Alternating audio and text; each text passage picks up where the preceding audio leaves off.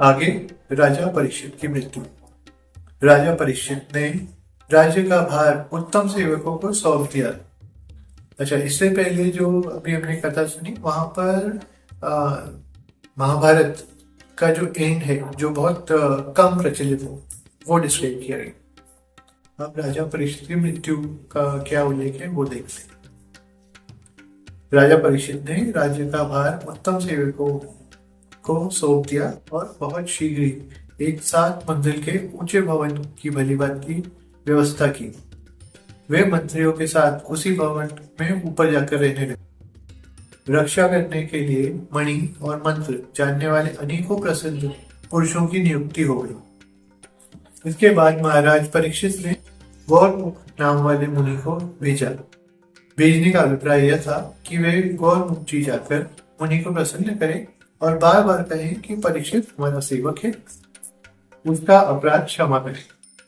साथ ही राजा परीक्षित सुरक्षित रहने के लिए अपने आसपास मंत्र सिद्ध ब्राह्मणों को भी रखने लगे। ऐसा कड़ा प्रबंध था कि उस अत्यंत सुरक्षित भवन में कोई भी नहीं जा सकता। कोई एक कश्यप नाम का श्रेष्ठ ब्राह्मण था। उसने सुना कि राजा परीक्षित को शाप लग गया है। उसे धन प्राप्त करने की इच्छा थी। मुनिवर कश्यप मंत्र शास्त्र का पूर्ण विद्वान था।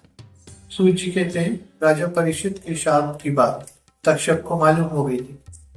अतः जिस दिन कश्यप अपने घर से चला उसी दिन तक्षक भी सुंदर मनुष्य का रूप धारण करके घर से निकल पड़ा।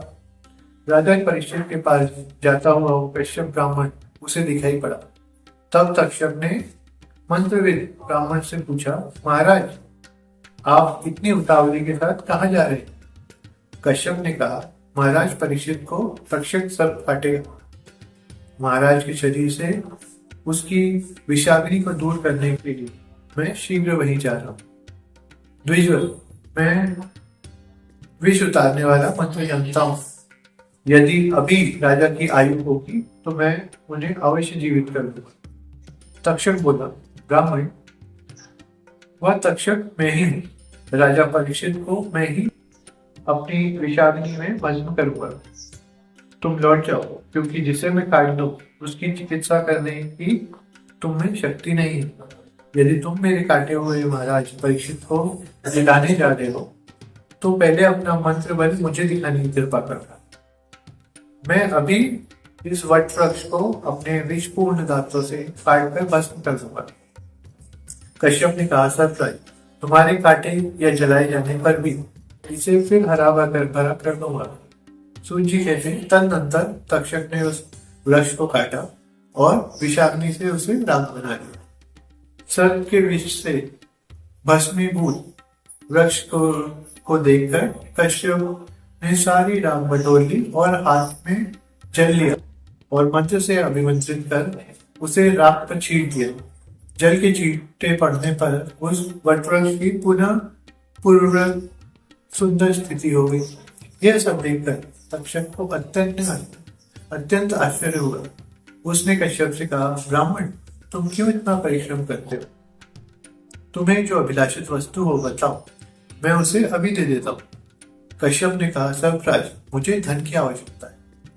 तक्षक बोला, द्विजवर, तुम्हें राजा से जितना धन पाने की इच्छा हो वो मुझसे ले लो। उसे लेकर तुम अपने घर पधारो।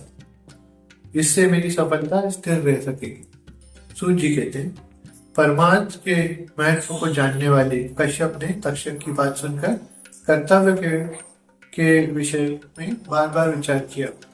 उस प्रकांड विद्वान कश्यप ने ध्यान करके देखा तो उसे पता लगा कि आयु समाप्त हो गई है। ध्यान से यह निश्चित जान लेने पर धर्मात्मा कश्यप तक्षक से धन लेकर घर लौट गया।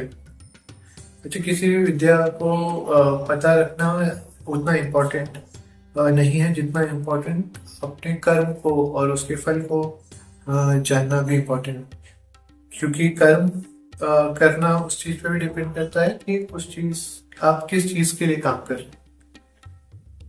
आगे कश्यप को घर लौटकर 7वें दिन राजा परीक्षित का प्राण हरने के लिए तक्षक बड़ी उतावली के साथ हस्तिनापुर को चला। तक्षक ने अपने पास रहने वाले बहुत से नागों को तपस्वी के रूप में राजा के पास भेजा। वे फल फूल लेकर राजभवन चले गए।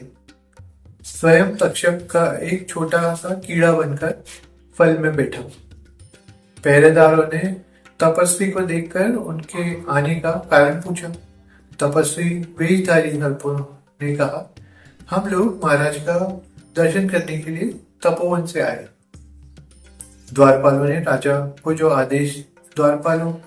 को राजा का जो आदेश था वह सुना दिया और कहा, हमारी समझ से आज आप दो लोगों की महाराज से भेंट नहीं हो, अतः आप सभी कल इस राजभवन पर पधारने की कृपा करें। तब ब्राह्मणों ने द्वारपालों से कहा कि ये फल मूल जल हम ब्राह्मणों के आशीर्वाद हैं, तुम इनको तो राजा के पास पहुंचा दो। तब द्वारपाल ने उनसे फल फूल लेकर बड़े सम्मान के साथ पहुंचा दिया। राजा ने उस फल को चीरा तो उसमें से एक छोटा कीड़ा निकल आया।